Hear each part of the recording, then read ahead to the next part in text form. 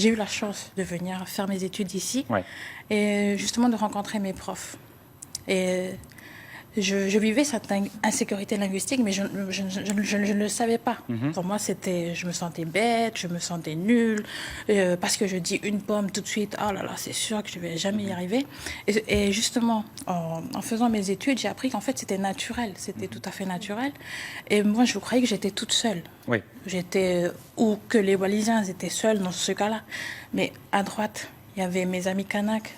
Mais en fait, on est tous dans le même sac.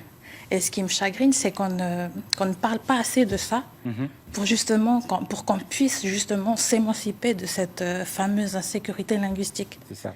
C'est-à-dire, comme vous disiez, aussi certains gestes qu'on peut voir, gratter la tête, tout ça, d'hésiter, tout ça, en fait, on prend ça comme des mauvaises habitudes et finalement, il y a une émotion très forte. Qu'est-ce que ça vous inspire, Fabrice, d'entendre ça? Est-ce que vous aviez déjà entendu parler d'insécurité linguistique? Non, je suis très surpris.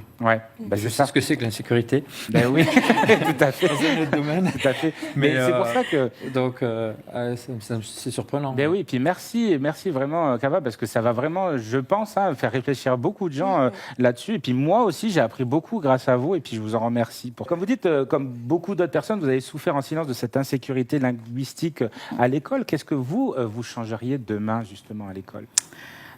Déjà...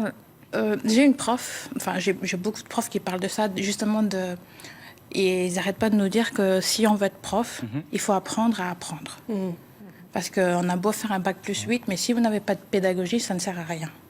Et je pense que si on part de cette idée-là, de ne pas oublier le côté humain, déjà transmettre à travers d'abord le cœur et vous présenter comme vous êtes, c'est-à-dire être humain qui fait des fautes, si l'enfant voit ça, il est tout de suite en sécurité, rassuré, il se sent comme chez lui.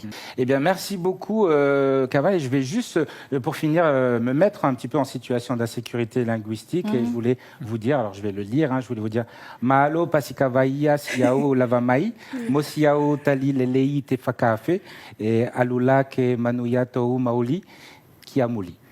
Merci. Merci beaucoup. Retrouvez cette émission en replay sur votre site lapremière.nc.